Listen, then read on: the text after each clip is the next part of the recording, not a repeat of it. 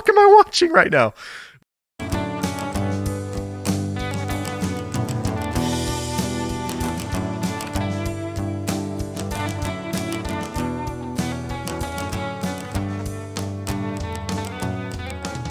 Hello and welcome back to the True Crime Guys podcast. I'm Lauren.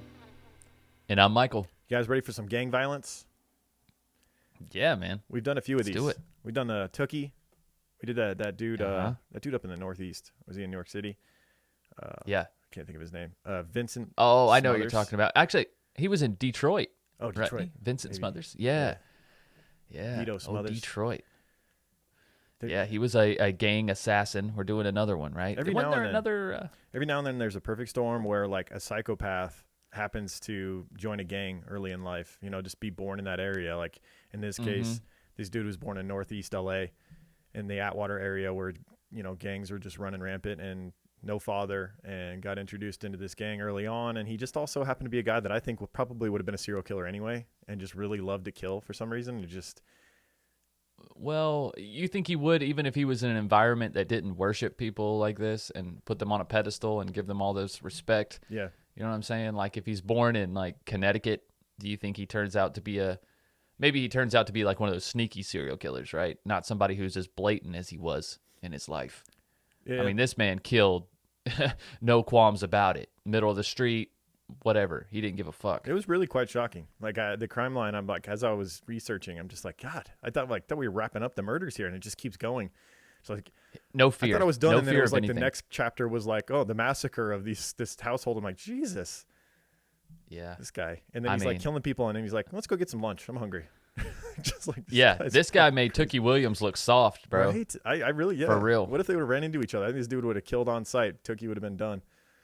Yeah. If they got weapons, No yeah, warning, this guy is pulling a gun. I mean, if it's a fist fight, Tookie gonna rip his ass apart. Yeah, Tookie's a one-punch knockout artist with those fucking pythons strapped to his chest. Yeah, hell yeah. Oh yeah. Too bad they didn't run into each other. Right. But yeah, man, this is a good one. A lot of murders in this one, and some pretty shocking tales throughout this whole thing. Yeah. So yeah, Let's this guy do some gang shit. lives up to his reputation, the monster of Atwater. Let's get into it. Let's do it. So the guy name is Timothy McGhee, and he's from Atwater Village, or he's at Atwater Village, or something like that. But anyway, so what happened? I'll tell this story real quick. Corrupt and the realist had just came with me getting off the plane in Sacramento. This is when shit was in Sacramento. And got them all to go up to Echo Sounds that day. So I don't know if this guy was mad because they was in his territory or his neighborhood. If one of them got into it with him at the liquor store, or I don't know the reasoning behind it. But this dude rolled by on a motorcycle and let them have it. Shot them all up with an AK-47. I remember the realist got shot. Big draw. He died from his gunshot wound. Keto Rock and Big C Style was inside. That was an incident that happened on a Sunday night.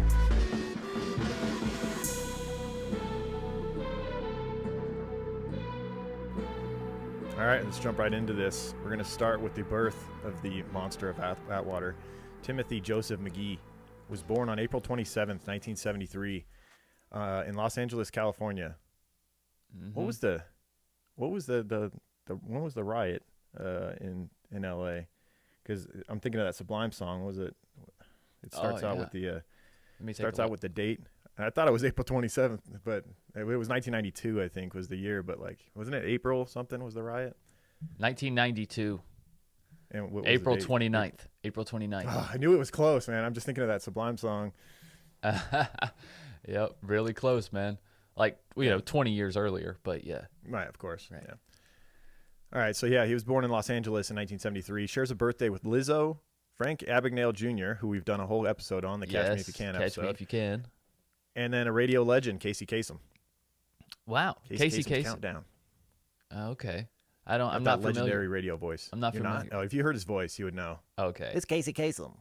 Yeah, he's just like the stereotypical radio guy. It was like legendary. Oh, okay. Yeah, like all radio stations are like basically out of LA now. It's like it doesn't matter where you live. Oh yeah, it's all syndicated, right? Yeah, it's all syndicated radio, no doubt. Like you have the same personalities across the coast. It's crazy. Yeah. It's like the alternative rock station here in North Carolina. It's like if you go and listen to the alternative rock station in Vegas, it's like, they're different names, but it's the same. I don't know. It's the same characters doing the same. It's the same feel. It's unreal. You can tell. I'm pretty sure our local guys, Dave and Mahoney, have made it. Like they've been. I think pretty sure their show broadcasts in other states and stuff. Yes, like they do. Now. They do. Yeah, it's good for them. Mm-hmm. They're good dudes, local guys, Vegas guys. Yeah, absolutely. We got here in Charlotte. They got a duo named Woody and Wilcox, and if you look them up, go. Of course, because you can listen to anything, right? Woody and Wilcox. I know, right? It's the same. They're just like Dave and Mahoney. Like Wilcox is Dave, and Woody is Mahoney. Like they're the exact. Okay. They're interchangeable. Their personalities, they're dynamic. It's just funny though, because when you hear another state's guys, you're just like, they sound stupid. But then our guys, like Dave Mahoney, probably sounds stupid to other people. But like we're so used to them, you know? What I mean? Like our lawyers, like Glenn Lerner and all that shit, are just like used to these guys. And then you hear someone else's, you're like, that guy looks dumb. You're like, Glenn Lerner's pretty dumb too. Yes, exactly. Those local lawyers. Now, Glenn Lerner, though, he's another guy that's all over the place. Yeah, he's all over the place. Yeah, you're right. He's in Chicago and shit. 87715. Oh Lord, they know how to market, dude. You got to give them that. No doubt. All right, back to the show. Yeah, back to the show. So Timothy McGhee was born in 1973 in Los Angeles, California. His father abandoned him as a young boy, leaving the family and moving to Alaska. Jeez, he should have took his son. Figure. Yeah, his life would have turned out quite different, I think. Yeah. He'd probably been like maybe he could have taken out his love for killing on wildlife out there. That's what I was going to say. Prolific hunter or something. He could have been like a badass survivor out there in Alaska. Or he would have been the next Robert Hansen. Oh, yikes. True. True. I forgot about that. Didn't think of that, did you? No, I did not. The old Alaskan hunter, Robert Hansen. Right. Mm-hmm. So locals recall McGee as a typical kid when he was younger who often skated in the neighborhood. But being without a father in a neighborhood like Atwater Village during this time seems to have drawn him into the brotherhood of street gang life. Right. And by 16, he would be doing some serious activity. And before long, he would make his name as one of the most ruthless members of Northeast LA's TRV gang, which we'll get into. The Tunerville 13 gang, which I hadn't heard of. There's a lot of gangs in LA, man. Dude, there's this so is many. Not even one of the top end ones. This is like kind of a secondary, but yeah, it's literally like every neighborhood has their own gang, and they have all. No disrespect to TRV. I don't want them showing up at my doorstep. No, hell no. Totally respect. Yeah, whatever. Totally respect what you do, guys. It's just we haven't heard of. I guess it's a good thing, right? I mean, wouldn't it be better to have if you're doing this type of activity on the regular? Fly under the radar a little bit. Yeah, wouldn't you? I don't know. I think they want their brand to be number one. Okay. That's the whole idea. Well, you got to. That's why you're taking out the competition all the time. Well, you got to rap about it in songs if you want to be number one, and we don't know about it otherwise. Right, you got to be like the Crips and the Bloods. Kill the other rappers that are rapping about different gangs, like exactly. Like our boy here does, McGee. Oh, McGee. That's like such a non-intimidating name. I know, Tim McGee. Oh, McGee's gonna get Sounds you. like a snowboarder or something. It's like, okay, what is he, like a professional golfer? Like what the fuck, right? Tim McGee. Yeah, that's why they called him Wedo, and that's kind of a cooler name. Yeah. So. Tunerville Gang, let's go into the history of this gang. The gang took their name from a television show called the Tunerville Trolleys, and they were established sometime in the 40s or 50s. They based their name off these trolleys that would go drive through the center of town. Mm-hmm. Since train tracks went through the center of Varillo and the sound of the trains were frequently heard in the area, the name seemed fitting for the young founders. Tunerville is generally found in the northeast Los Angeles neighborhood of Glendale and a few nearby municipalities. Tunerville, or TRV-13, has a history of brutal violence and murder against enemy street gangs and the police. Young Timothy McGee here would find his way into this gang and find a home with them, and honestly become the most infamous member of their gang because of his ruthlessness. Oh, no doubt. He put them on the map. And as a Caucasian, as a Caucasian of Scottish and Mexican descent, McGee was not a stereotypical Sereno gang member, which resulted in nicknames like Wedo and Eskimo. So they were constantly giving him nicknames, surrounding his white heritage or whatever. But he looked white, but he was also at least at least a quarter Mexican, if not half. Oh yeah. He kind of had like that Mexican stash going on too. You know, and then of course he usually sported a shaved head, which was very typical for those, you know, those LA gangs at the time. I guess probably still is. Yeah, if you're watching the YouTube version right now, I'm sure there's a picture of him up there. Yeah. Intimidating looking guy and very fit. He took a page out of Tookie's book as far as like, you know, his image being part of the whole thing. Yeah. You know, being an intimidating figure and being in good shape, being able to outrun the police and things like that is important as well as run down your enemies. Yeah. Yeah. If you're gonna have a lot of enemies, you might want to stay in shape. It might be a good idea. Yeah. That's motivation in itself, I think. Yeah. So let's have his first run-in with the law here. In 1989, at the age of 16, Mcgee fired a shotgun into a crowd of people. A man was struck in the face by several pellets, and Timothy would be shortly after arrested and put in juvie. And at this time, when he's in juvie at 16, he had a girlfriend who was pregnant with his first child, and she lived near the facility, which was convenient for him while he was doing his time. However, he was due to be transferred from this juvie to another one, and you know he didn't want to be transferred because his baby mama was nearby. So while being taken to the bus, Mcgee assaulted a correctional officer, hoping that his transfer would be postponed. When he learned that his transfer was still going to take place after the assault of the CO, he said, quote, "Well, next time I'll just have to stab him." Jesus. So, Yep. We got a bad apple here, folks. We got a bad apple.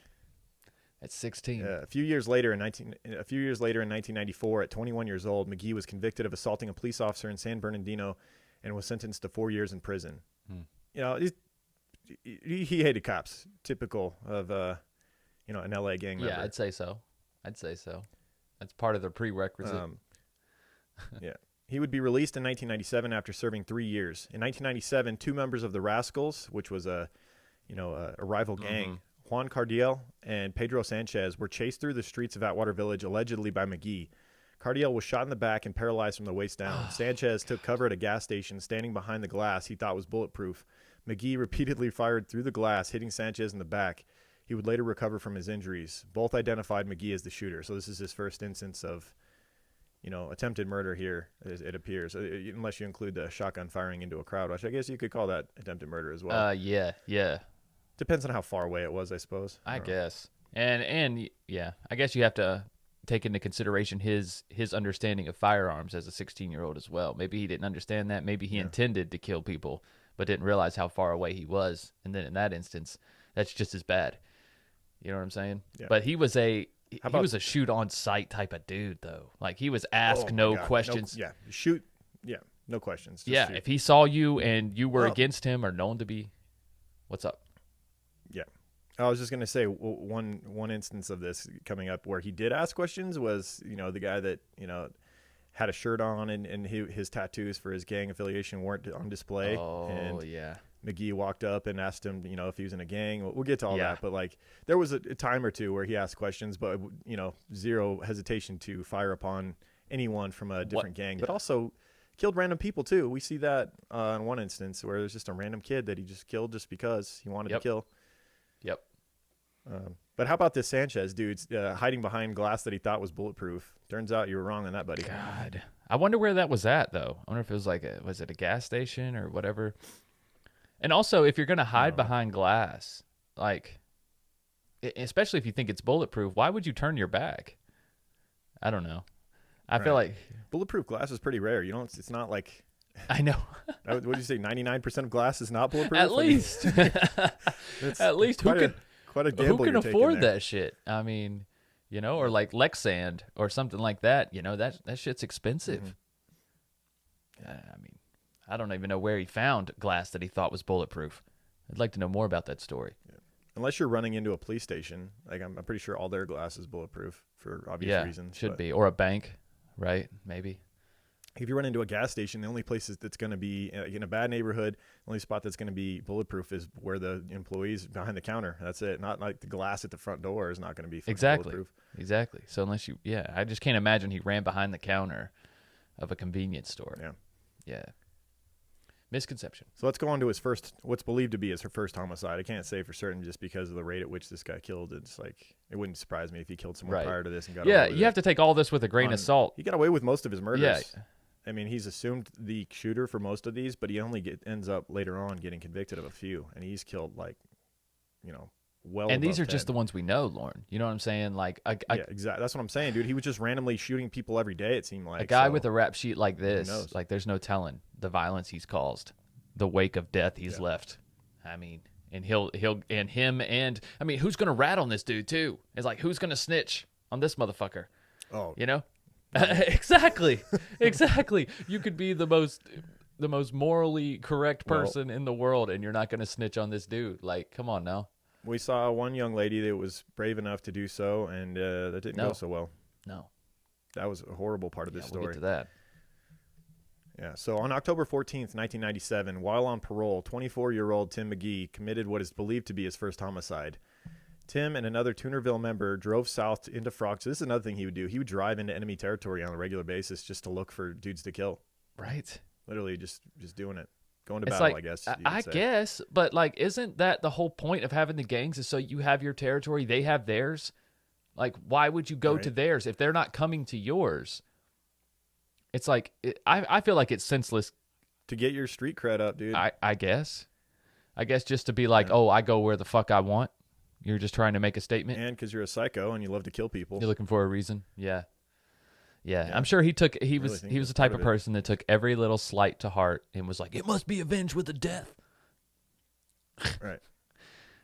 Yeah, so on October 14th, 1997, Tim and this other Tunerville member drove into Frogtown territory, one of TVR's biggest rivals in Atwater Village. They spotted 23-year-old Ronnie Martin, a member of Frogtown, standing outside of a recreational center. They approached him and asked what gang he affiliated with. Ronnie naturally denied being a member of any gangs, as you see these two members of a rival gang approach you with guns in hand. Mcgee and the other man lifted Ronnie's shirt to check him for gang tattoos, at which point they spotted the Frogtown. Do you imagine that moment, being Ronnie? Like, as soon as they lift your shirt, what they're going to see. Yep. It's over. So they lift his shirt, they see the Frogtown tattoos, and they know that he lied to him, and they basically opened fire on him with Mcgee standing over him and emptying his magazine. Martin was shot 28 times and pronounced dead. Jesus Christ. You see what I'm saying? Like, this is outside of a recreation center. This is not in an daylight. I'm pretty sure it was in the daytime. This is not in an alley. This is not in some junkyard where in movies they do deals. Like, this is out in the middle of the fucking street. Like, this dude was brazen 28 times, emptied the clip on him. Like, just for having a tattoo. Yikes. Well, for being a member of the rival gang. Well, yeah. But can't you be a member of a gang without getting tattoos? Is that not allowed? I think that's like part of, like, you have to do that. I feel like that's silly. I feel like, wouldn't it be better if all your gang members were incognito and unrecognizable, but you still, did everything the way? Yeah, it would definitely be an advantage, but like, they like once again, it's part of it. The image is part of it. I guess so. And it's part of the lifestyle. I think, like, it is part of. There's risk involved. It's basically, by putting that tattoo on, you're saying you're willing to take on the risk of being in this gang, and like you're willing to rep them, even if it means you might get killed for it. Right. I guess part of it. It's a lifestyle, and like you're saying, I'm no turning back. I'm a member for life when you get that tattoo. True. Although you see some people get. I was about to say, people get it lasered off. You get them removed. I mean, covered up and everything else. I guess that's why they move to Alaska, covered up with a bear there tattoo. You go. Go to Alaska, some bear just fucking scratches it off for you. There you go. That's all you got to do. Put some fucking peanut butter on there and lay out in the woods for a day. That's how you earn your stripes right there. That's Get yourself you want to be a real man? You want to be a real man? Don't join a gang. Get your gang tattoo removed by a bear. That's how you be a fucking real man. That's some real hood shit. So, of course, Mcgee was not linked to this homicide until years later. I think these were areas where police were very, like, hands-off. They're like, I'm not going in there. Fuck, you see what happens. Like, a lot of times they were setting these police officers up. They would making phony calls to get them to come in, and then they were throwing shit in the road and trying to basically trap them so they could kill them. Yeah. It's all, like you say, it's all a fear tactic. You just want to gain that respect. You want them to be so afraid to even enter your neighborhood that you can do whatever the fuck you want. Mm. And they're not. I don't think they're typical homicide investigations. A lot of times in these really heavy gang areas, where I think they have this viewpoint of like, well, let them kill each other. Like, it's not right. I'm not saying that's right, but I'm saying I think that there's an element of that. At no a certain doubt. point. And that's what makes me think that Mcgee has gotten away with a lot more murders than what we know. Because how many didn't even get investigated? How many were just written off as just another gang member slain in the streets? Yep. The guy that got killed was a gang member. The guy that killed him was a gang member. Who cares? Just one less gang member on the street. Right, and they know that other gang is gonna retaliate, and then that gang member that did the murder is probably gonna get killed anyways, and back and forth. Yeah. Yep. So as his notorious reputation grew, McGee would aptly earn the nickname Monster, or the Monster of Atwater, known as someone who would kill for sport because he enjoyed it. He didn't even need a real reason to end someone's life. So he would just kill on the spot whenever he felt like it. We would come to see this over and over again throughout this case. And over time, his image began to match his persona as well. The back of his typically shaven head bared a tattoo of an eagle eating a snake, which appears on the Mexican flag. McGee also has Atwater Village tattooed across his chest, his gang Toonerville Rifa on his back, and initials of his gang TVR on his stomach.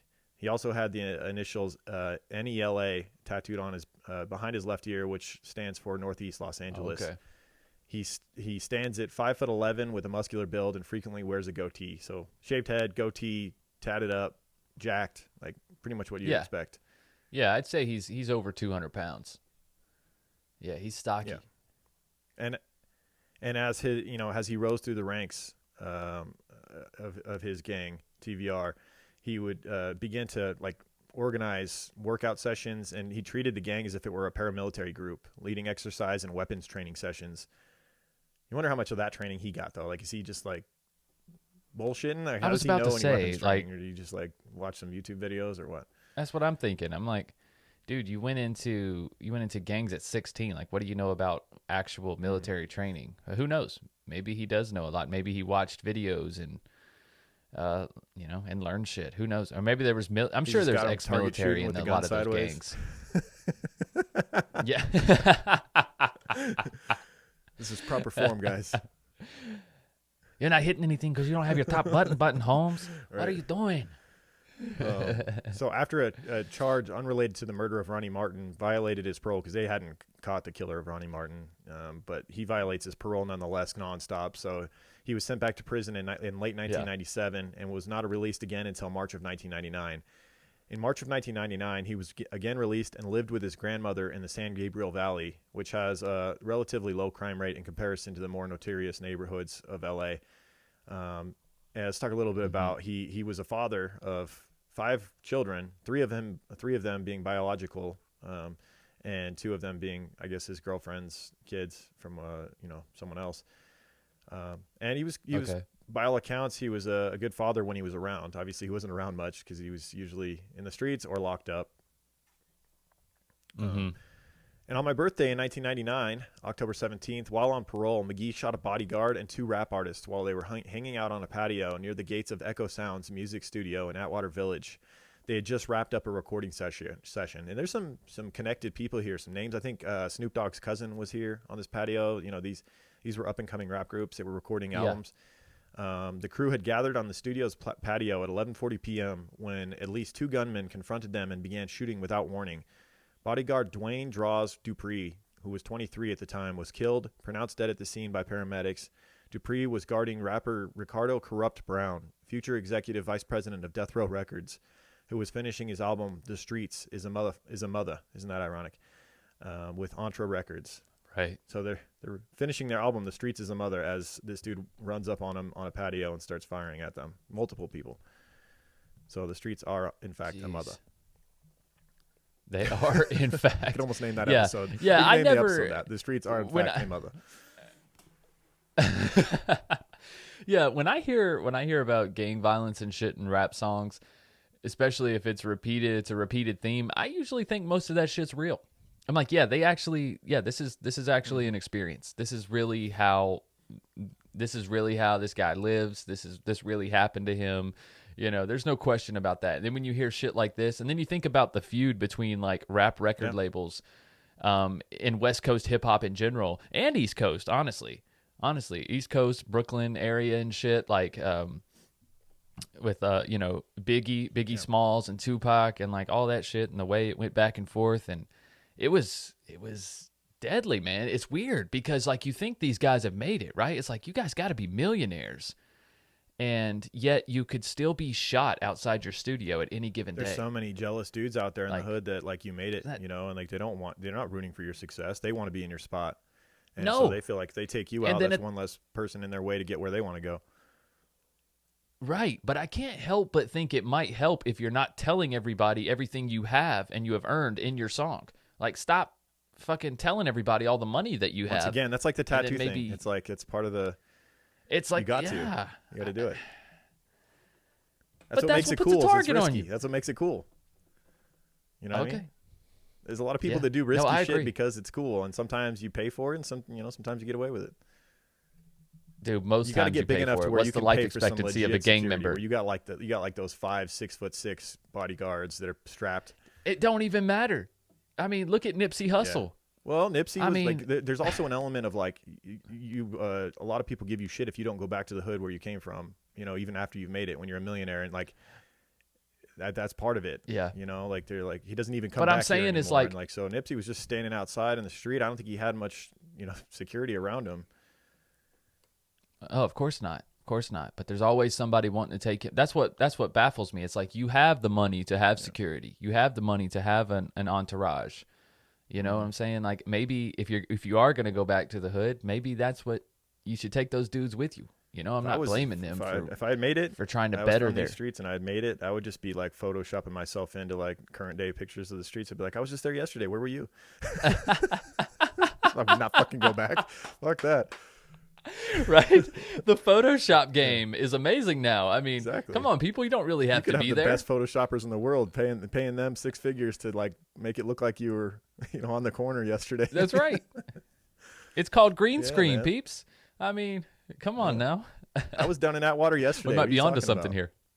Where the hell were you? Look, here I Yeah. am. Look at my Facebook Exactly. status. Oh, you might be onto something there.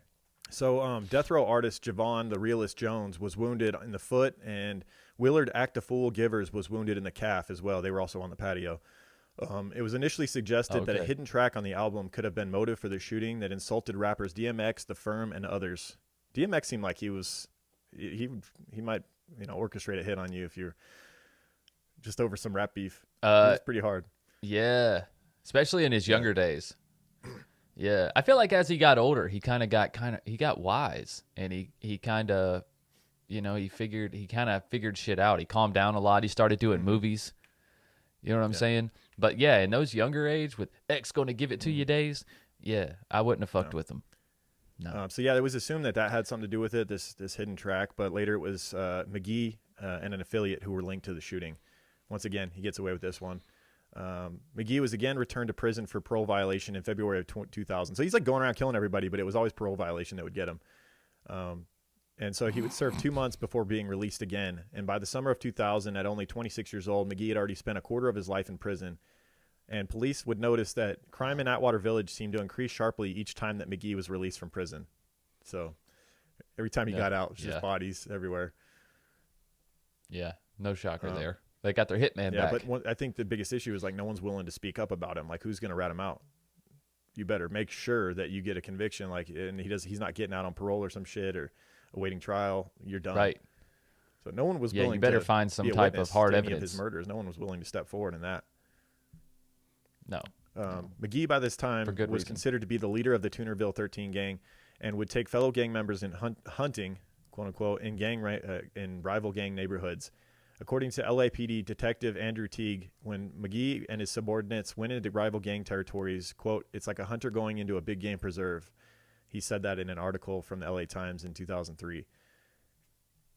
In June of 2000, only a few months out of prison, Mcgee again took his fellow Tunerville gangsters hunting in rival territory, finding 16-year-old Ryan Gonzalez coming home from a party. Gonzalez, a member of the Rascals gang, had no connection with Mcgee other than a common nickname, Wedo. He was also called Wedo, and there could only be two Wedos in the Atwater Village area, according to Timothy Mcgee. And so Mcgee reportedly told others he had killed Gonzalez because the area wasn't big enough for two people with the same nickname. Jesus. Yeah. That is unfortunate. You could say that.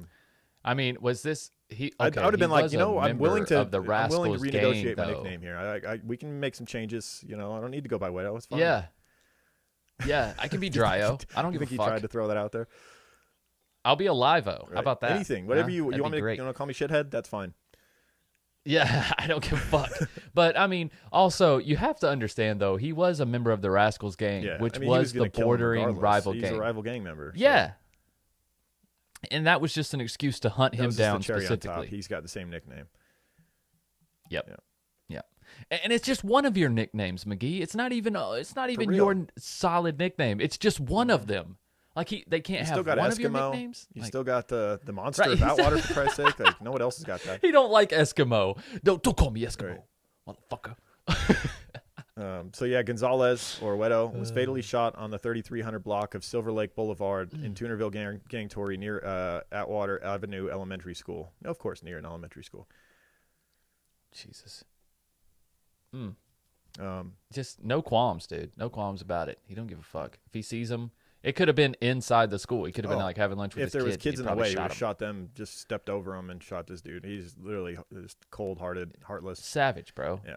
He was like a modern day Pan's Ram. Yeah. Just anybody in the way.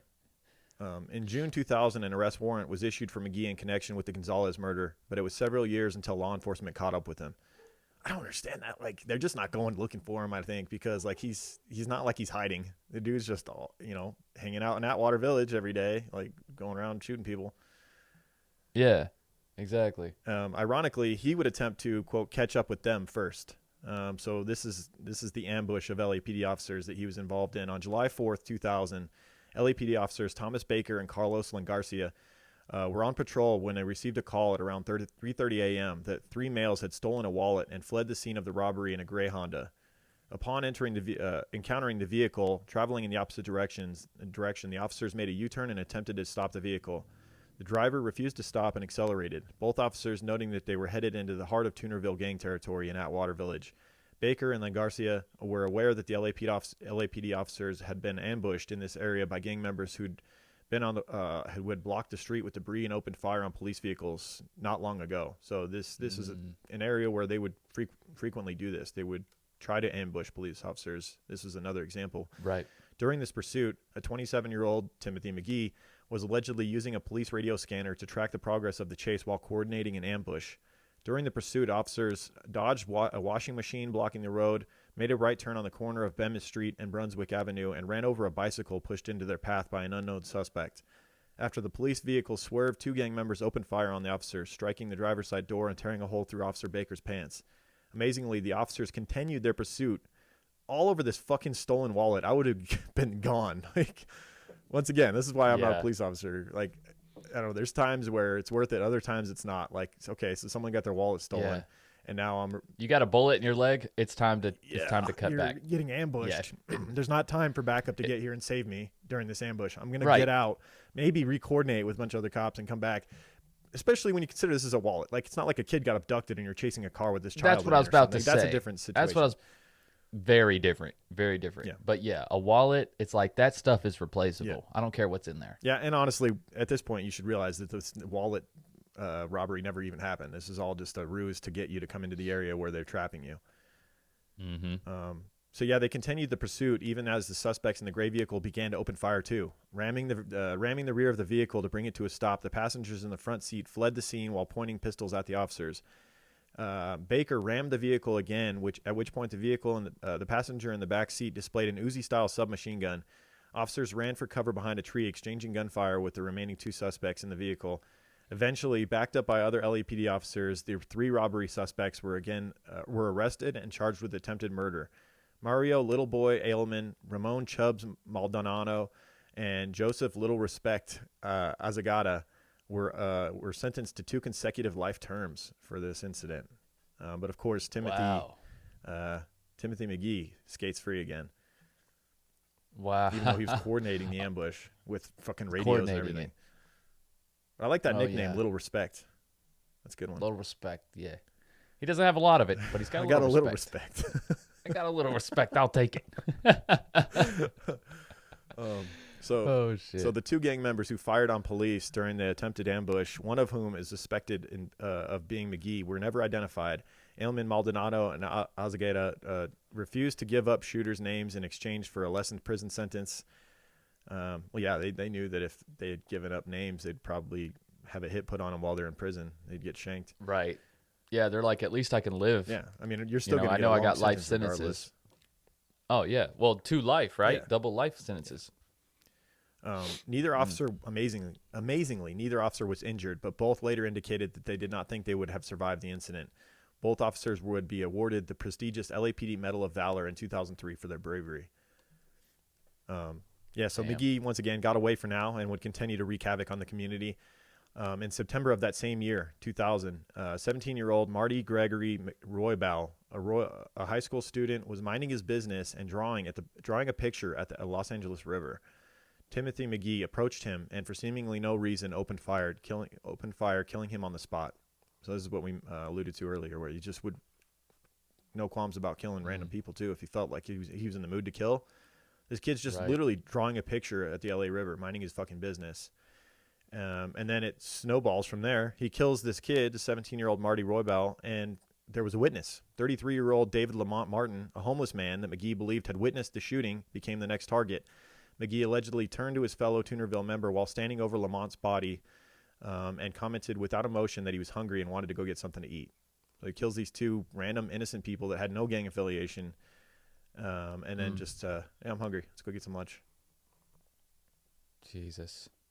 I mean, what do you do? Like, you understand why these kids join these gangs and then feel trapped. You know what I mean? Like when the leaders, because these dudes are typically the leaders. Yeah.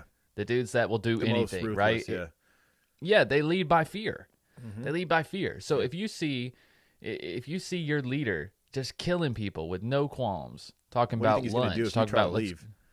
Exactly. Yeah. Or, God forbid, you cross them in any way, shape, or form. Yep. You rat them out.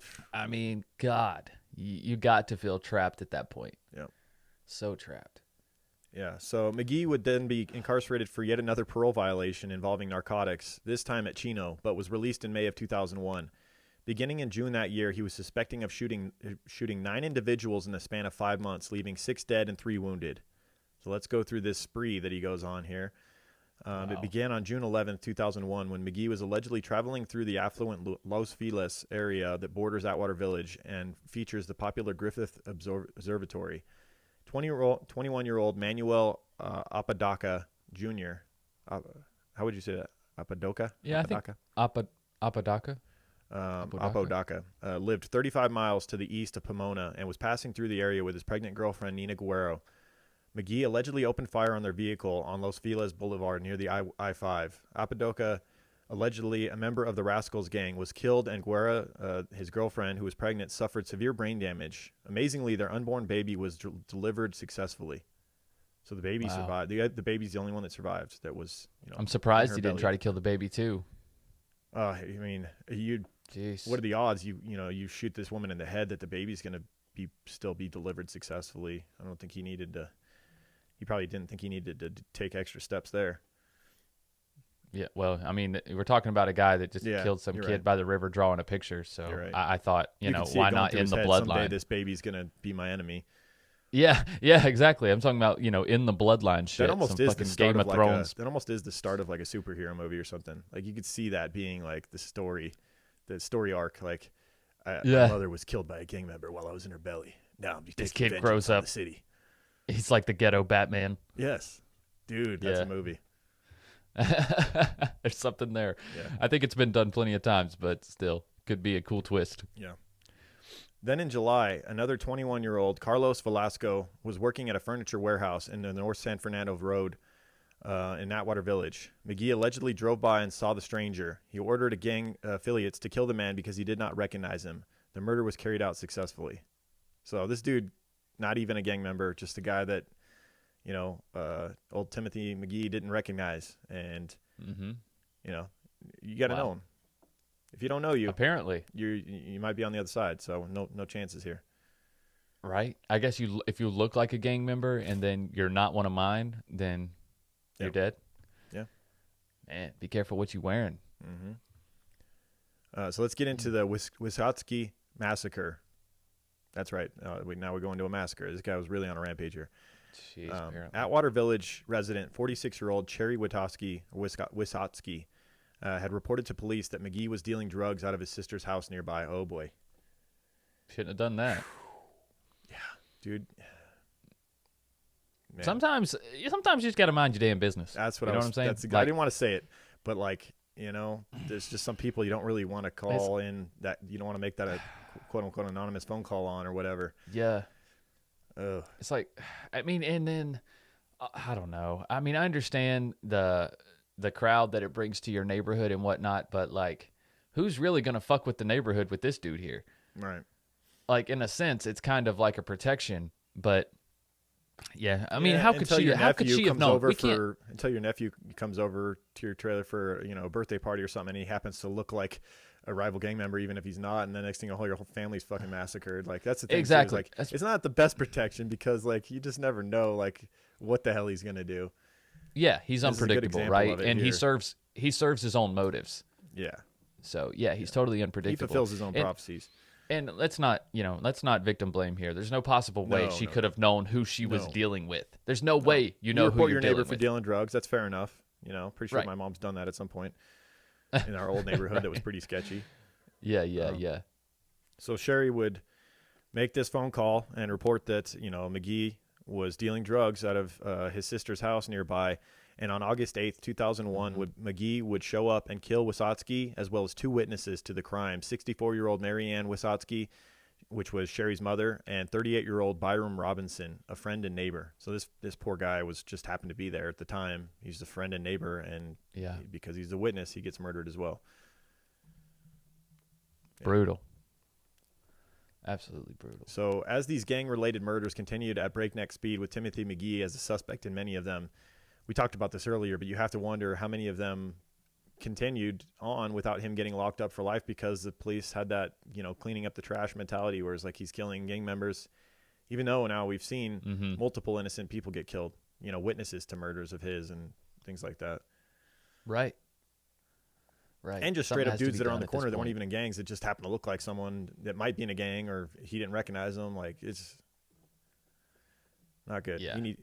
Yeah. He's taking it too far. As these killers always do, right? They always push the envelope until it's just I don't know. You just can't ignore it anymore. Yeah. So on November 8th, 2001, Mcgee was allegedly prowling the streets with fellow gang member Eduardo Limpy Rodriguez, seeking revenge over the death of a comrade hours earlier. Armed with handguns and rifles, they came upon rival gang member Dwayne Natividad on Hollydale Drive.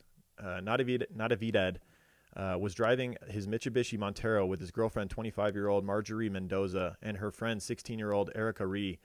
Mendoza and Natividad had 3 children, Mark, who was 5, Justin, who was 3, and Nathan, who was 1. Hold on a second. Relax. They weren't in the car at the time because I know immediately as I was reading this, I was like, fuck no. Like a 5-year-old, a 3-year-old, a 1-year-old. I have a 5 and a 3-year-old right now. I'm just like started like panicking, but thank God they weren't in the car because, you know, he would have, without a second thought, killed all of them in order to get the guy that he wanted. Oh, absolutely. Absolutely. And just to ensure there were no witnesses, you know, I mean, even a 1-year-old maybe could mumble something that it set the cops on, you know. Gosh. I wouldn't put it past him to kill a 1-year-old just for the fun of it anyway. Like, forget the whole witness aspect of it. He just enjoyed killing. And I could see him being like, well, I haven't killed one of these before. Let's try this out. Oh, God. I really could see him saying that. Yeah. So at 12:01 a.m. on November 9th, as Natividad pulled up to a residence, Mcgee and Rodriguez pulled in front of them, exited their vehicle, and opened fire on the Montero without any warning or verbal altercation. Natividad ducked and was struck in the right hand while Reed ducked in the back seat, avoiding injury. As her boyfriend threw the car in reverse and accelerated away, Mendoza was hit multiple times and was driven to the Glendale Memorial Hospital, where she later died. Tunerville gang member Eduardo Limpy Rodriguez, who was one of the 2 shooters, you know, him and Mcgee did this. He was arrested the following day. Right. Somehow Mcgee got away again. What else? Detectives did announce on November 27, 2001, that another suspect, Timothy Mcgee, was still at large and a warrant had been issued for his arrest. So they at least put it out there that, you know, he had done this and they were looking for him. Mm-hmm. Now, they were able to tie him to this scene, right? Nobody ratted on him, but they were able to tie him to this scene somehow. Yes, that leads to another murder.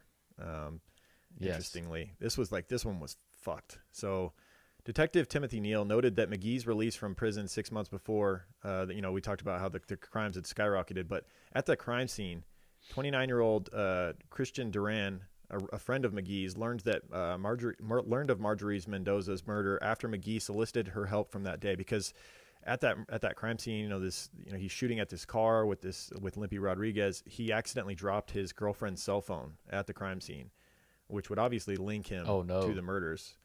And so he asked this friend of his, Christina Duran, to go back to the crime scene and try and retrieve that cell phone that he had dropped. So now she knows about that he was one of the shooters at this murder.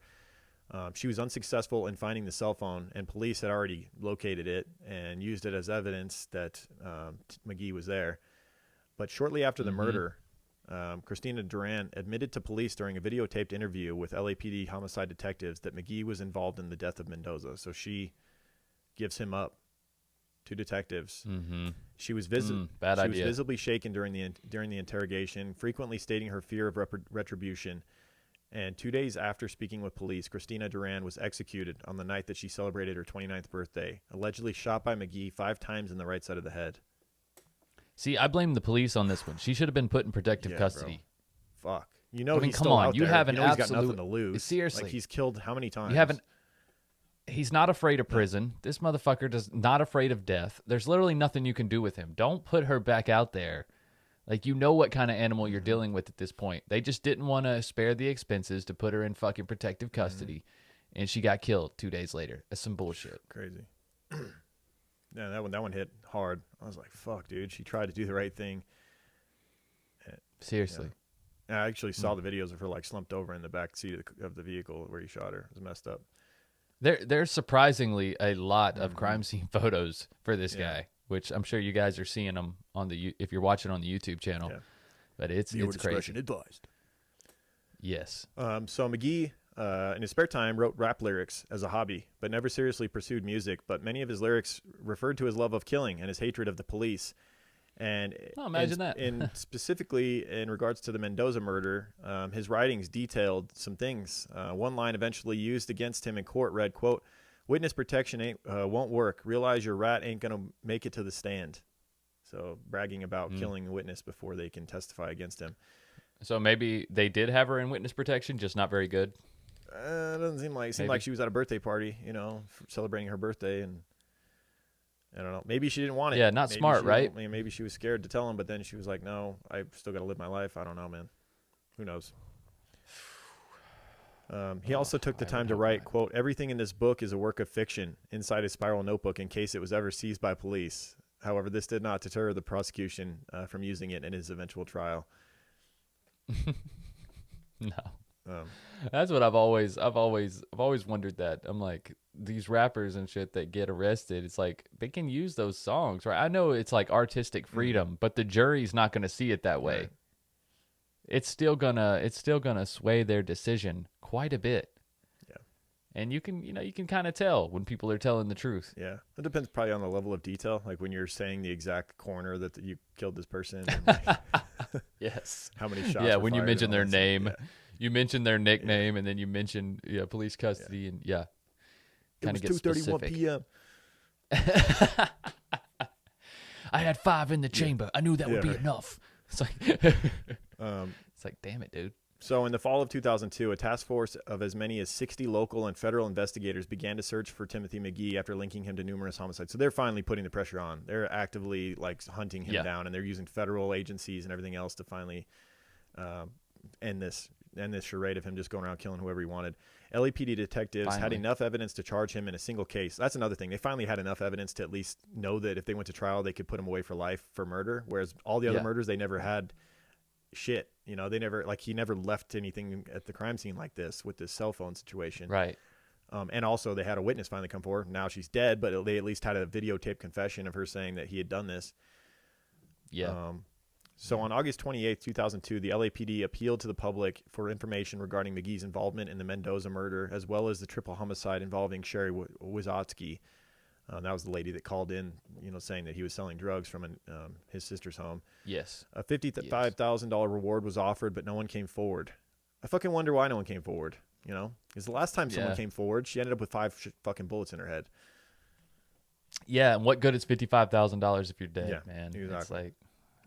Not going to work. When it became clear that McGee was running the Tunerville Gang from outside of the state, the U.S. Marshal Service aided the LAPD in forming a task force with more investigators, vehicles, and even aircraft. McGee was placed on the U.S. Marshal's 15 most wanted fugitives list on September 25th, 2002, wanted for questioning an additional 11 homicides. And even with the popular television series America's Most Wanted appealing to the public by filming a segment in 2003 dedicated to the search for Timothy McGee. So they're using everything they can at their disposal to put the pressure on.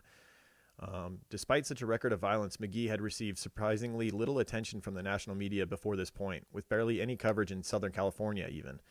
In 2002, there would have been 11 individuals alive in the United States who had committed more than 12 homicides, him being one of them. So he's in an elite group of killers there. Apparently. I mean, and it's his clientele. That's why he flew under the radar for so long. Mm. Let's not be coy about this. Yeah, he's not doing John Wayne Gacy here, killing young boys. Right. Or Night Stalker shit, breaking into homes and killing just random innocent people. Yeah. Exactly. As Los Angeles Times reporter Jack Leonard put it many years later, even in a city with more than 150 gang slayings a year, Timothy and Joseph McGee's murders stood out. So on January 10th, 2003, the LA Times finally reported that 29-year-old McGee was wanted for his role in a dozen homicides, perhaps the notoriety that drove McGee to flee the state of California. He'd already spent the last 6 months shifting between Atwater Village, Las Vegas. We always get the Vegas reference or a North Carolina reference, it seems. Yeah. And Arizona, never staying in one place for more than a week. He would even throw off police by brazenly staying in rival gangs' neighborhoods. LAPD officer Andy Teague was quoted as saying, quote, "People know you don't cross McGee. If you cross him, you're dead." And we've already seen examples of that. Yep.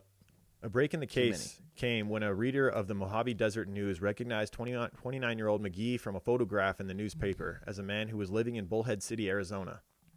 Bullhead, Arizona, man. Bullhead City. I know that place decently. I've been to Laughlin many times, and it's just across the river from Laughlin.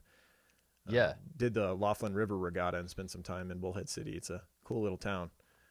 Laughlin is a cool little town. Yeah, it is. It's weird. It's like everything they have going on there, and then they have like neighborhoods there, but you're in the middle of the desert. It's freaking weird. It's like you have all your necessities, but it still seems so. It's almost like the so Florida closed off. of the West Coast. It's like where like people, like old people that like to gamble but like want to stay warm. As their joints hurt, they go to Laughlin because it's cheap. They go to Laughlin. Cheap. You got the river. There's stuff to do. You got casinos where you can go gamble. Yeah. It's an interesting place. But right across the Isn't river that where is Bullhead City. Isn't that where that big biker gang fight went down in Laughlin? In one of those Laughlin casinos? Yeah, I forget which casino it was, but yeah, they would do Yeah. there's footage of it you can watch. Right? Oh my God, inside it's a casino, so you have like a insane. million surveillance cameras. Like you got every angle you could imagine of dudes getting shot and shit. It's crazy. Dude, it was crazy. Yeah. People out there with clubs and firearms and man. fucking machine guns. Like it was it was like the Mongrels, right? Yeah, wasn't it like the Hells Angels and the Mongrels or something like that? Yeah. Mongols, It was like not two. Mongrels. Okay, Mongols, yeah. It was like two big motorcycle Mm-hmm. gangs that met up there and just had it out, man. That was insane. I'll never forget that footage. Y'all check that out on YouTube. Yeah, that's a good one. So right across the river from that was where Timothy McGee was hiding out in Bullhead City, Arizona. Okay. Um, Right on. So McGee's father happened to own a business there in Bullhead, making the lead credible. The witness led authorities. This is a ballsy witness here. Led authorities to Ramar Street apartment on February 11, 2003, where McGee had lived off and on for the past year. Finally, in February 2003, McGee was captured in Bullhead City, Arizona, during a joint operation with the BCPD, LAPD, and federal law enforcement. After roughly 20 hours of surveillance, as authorities were preparing a search warrant and planning to raid the home with SWAT team, U.S. Marshals positively identified McGee leaving the apartment with a female driver. Officers would pull over the vehicle at around 1 p.m., and McGee was ordered out of the car and onto the ground in the presence of more than 25 officers of the LAPD, Bullhead City Police, and federal law enforcement. McGee surrendered without a struggle, refusing to speak. When an LAPD officer who knew McGee attempted to engage him in conversation, McGee simply glared at him, smiling at spectators. You got no time to talk to them pigs. Right. He wore a Yeah, T-shirt. He's not going to talk to you. He was wearing a T-shirt that read "Jump, run, jump, throw a donut," referring to the best way to elude a police officer. I love police. Don't get me wrong, but that's kind of funny that That is funny. This And it's even hardened gangster who just kills on the spot is wearing such a silly T-shirt is just odd to me. and it's funny that he got arrested wearing it. Yeah, absolutely. Another T-shirt was discovered in his possession that read "Fugitive, can't see me." Well, we couldn't for a long time, apparently. Yeah. Had some truth to it for a minute. Apparently, the female driver was unaware of his true identity, nor did she have any suspicion that he was a wanted man. Yeah, sure. Yeah, right. Sure. Mcgee would be extradited back to Southern California, where he awaited trial. Of course, he wasn't done fucking shit up yet. While awaiting trial, he basically orchestrated a riot at the jail. Mcgee was held without bail at the Los Angeles County Men's Jail, and being the charismatic leader that he was, he commanded the respect of equally intimidating criminals housed in the cell block 3300 A row, the highest security area of the facility. Mcgee was the shot caller, and fellow inmates would not act without his permission. He claimed to have been verbally and physically assaulted by deputies during his time in the jail, even reporting one incident to the ACLU. Well, I'm sure he was. Mm-hmm. This is a guy that orchestrated, hits on those two police officers back in Atwater. I was about to say he orchestrated LAPD ambushes. ambushes. Sure. Yeah. On January 7, 2005, at roughly 4:40 p.m., inmate Rodolfo Gonzalez, intoxicated from a homemade alcoholic concoction, was to be removed from cell block A. Sheriff Deputy Raul Ibarra handcuffed Gonzalez and extracted him from his cell under the ruse of meeting with his attorney. They passed Mcgee's cell, who stated that Gonzalez, an acquaintance of his since elementary school, did not have his permission to leave. So he's being escorted by the officers through the prison, and Mcgee's like, "I didn't give you permission to leave your cell." Obediently, Gonzalez attempted to return to his cell, fearing something was amiss as he did not have an attorney. Upon changing direction, Gonzalez was tackled by 4 deputies.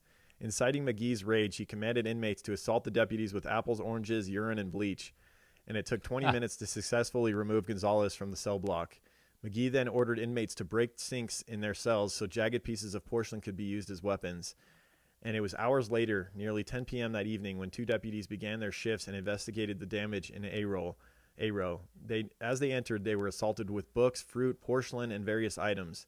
Inmates set multiple fires, and riot squad was assembled to squash the rebellion. By 2 a.m. the following morning, all inmates had been removed from the A row, most voluntarily surrendering, but Mcgee, of course, had to be dragged out by force. Damn, Mcgee makes Charles Bronson look like a child's show, doesn't This is like he's awaiting trial for all these murders, and he's already starting all this shit. Yeah, he has nothing to lose, man. Yeah, the 100%. only thing he gives a shit about at this point is his reputation. Yeah, That's especially it. when you're in prison. It means everything there. Yeah, exactly. And he knows he's never getting out. So, like you said, what do you have to lose? Nothing. What sucks is when you're doing a small stint in a really bad place like this, and it's like, how do you avoid getting more time?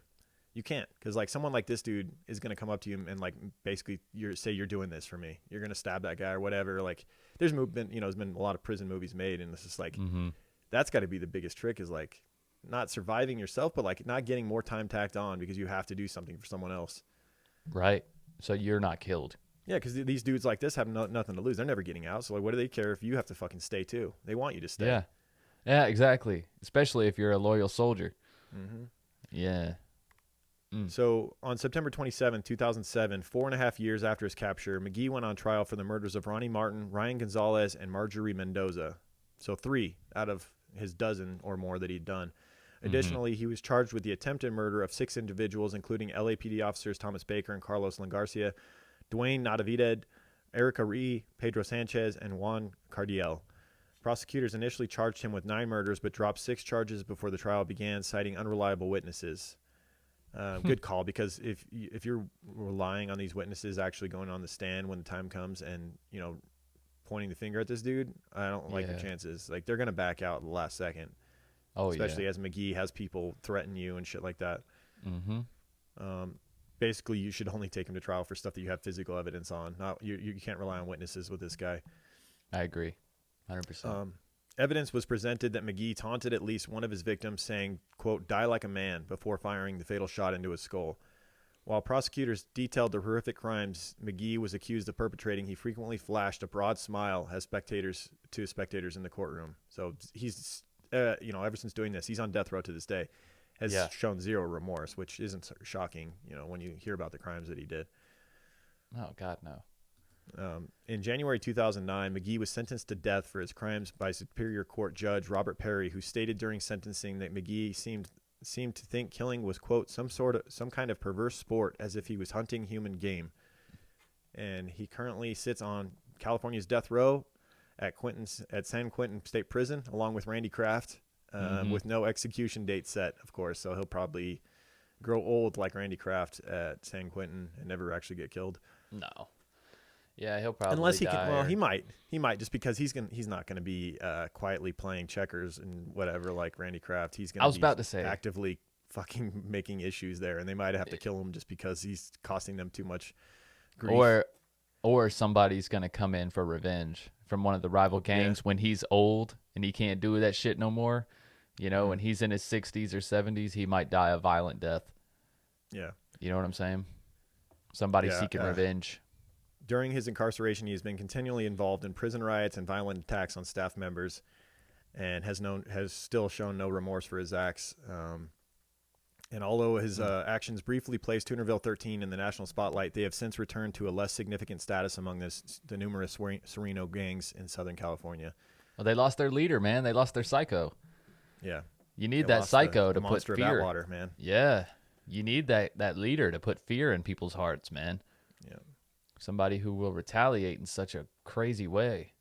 But I don't know. I mean, I feel like gang violence has chilled out maybe a little bit because of a lot of different reasons. For one, property values have gone up, right? I mean, even in low-income areas. And then gentrification of low-income areas are really changing a lot of things and moving people and pieces around. Not saying that this life and these people still aren't out there. I'm just saying they got to hide a little bit more. They can't be as brazen. I don't feel like as many gang members in the 2000s are rolling around with huge, shirtless with big tattoos that take up their whole torso.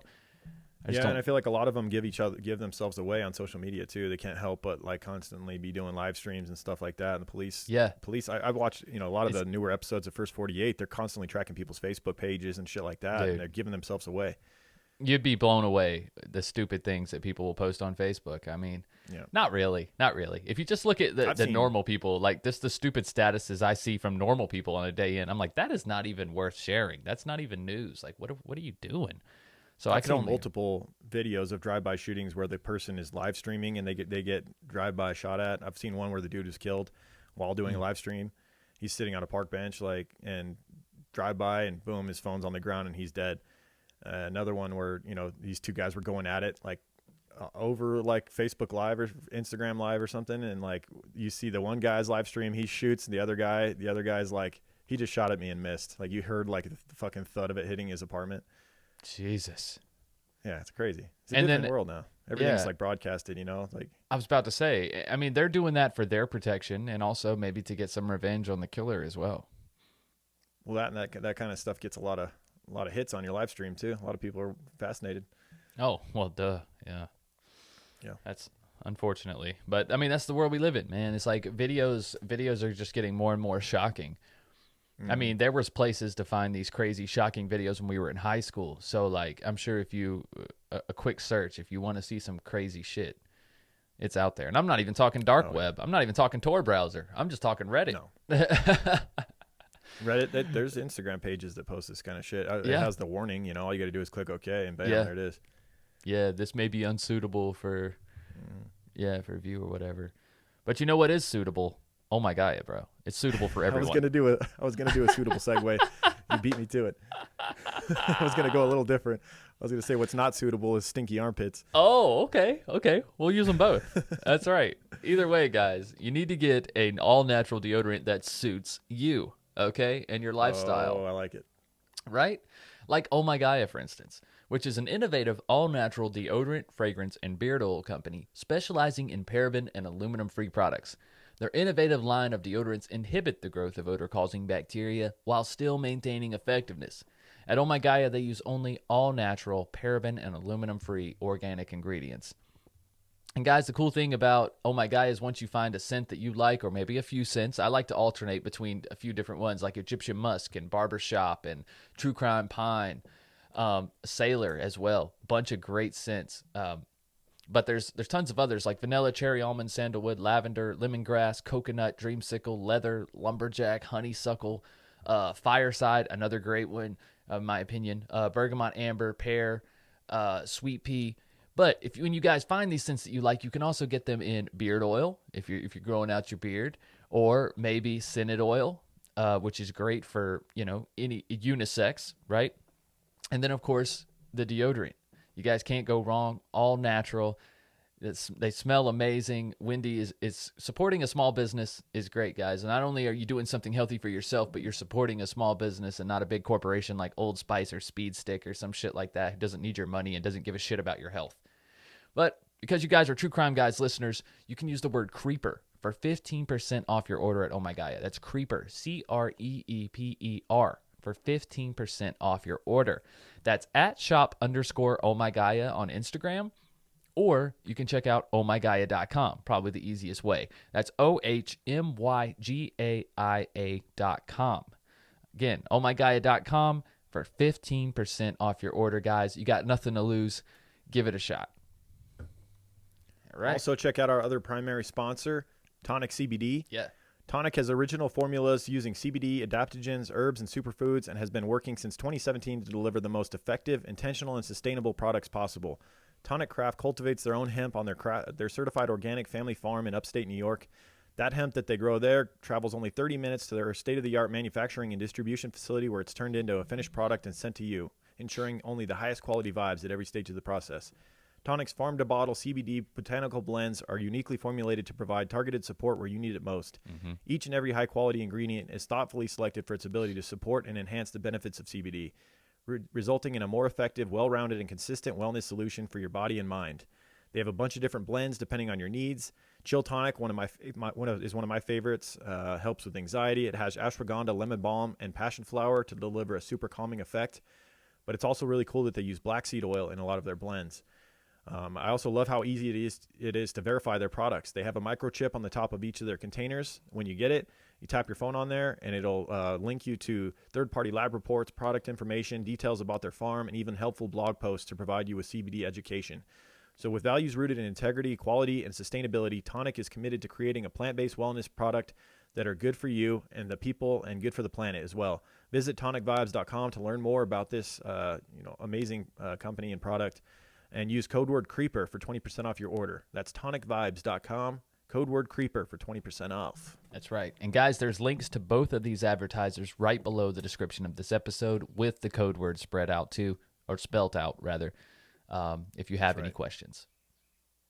Yep. All right. All right. Let me take a minute just to give thanks to those who've taken the time to rate and review the show real quick. Yeah, absolutely. I want to say thanks to Shy Sugar Bear in the U.S. who says, all-time favorite. You guys are the best. Your playful banter while also giving awesome background and amazing telling of the various crimes is absolutely wonderful. Nice. Thank you. Thank you to Shy Sugar Bear. I think that's it this week. All right. Thank you so much. Right on.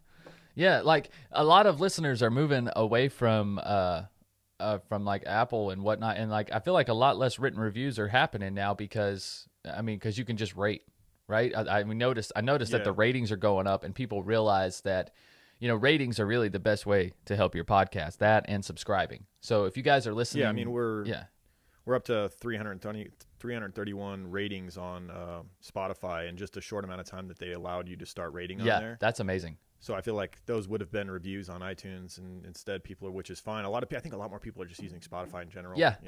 Yeah.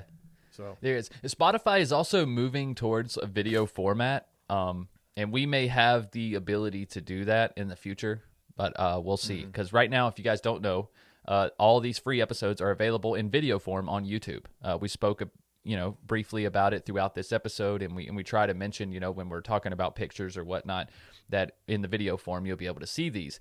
But also, in the future, kind of like if you're a Joe Rogan listener, Joe Rogan has video on Spotify now. Hopefully, we'll be able to have that same feature in the future. So any podcasts that have video format. Spotify is working towards that. We've actually gotten emails from Spotify reps, working with us in the future of videos on Spotify. So be on the lookout for that. That's going to be pretty cool. Hell yeah.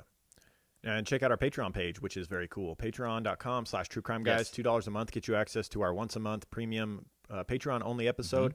$5 a month gets you a whole lot more. That's the real value. The value tier is $5 because it gets you almost a show every day of the week at this point. Yes. Gets you so many different pieces of content on our network.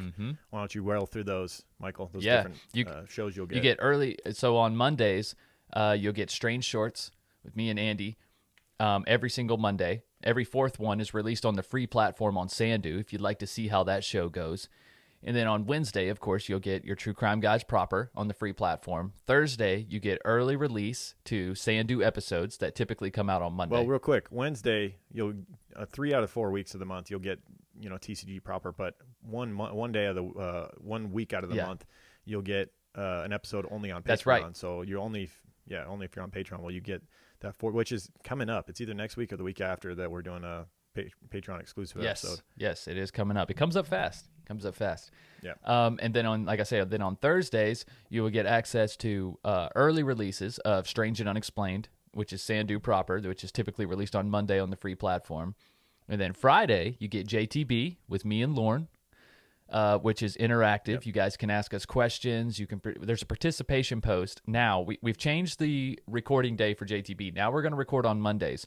So look on Saturdays and Sundays for your participation post for JTB. You guys will get your questions in there or your comments or whatnot. We'll record on Monday, but it will still be released on Friday to start off your weekend. Okay? In audio and video form, by the way. Yes, in audio and video form if you're on Patreon.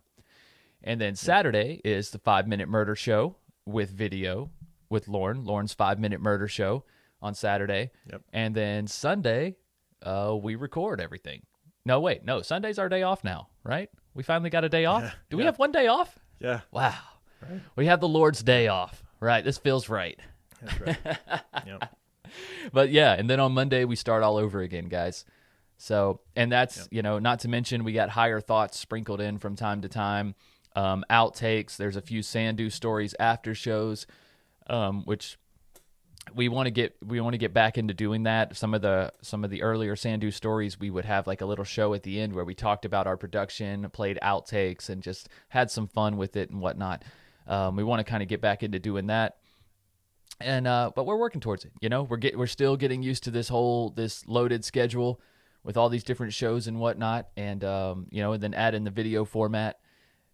It's taken a little bit of a progression, but we're getting there. All right. Yep. Is there anything else? All right, guys. That's it. Hope you guys enjoyed this episode, and we'll see you next week. Keep creeping. Keep creeping, guys.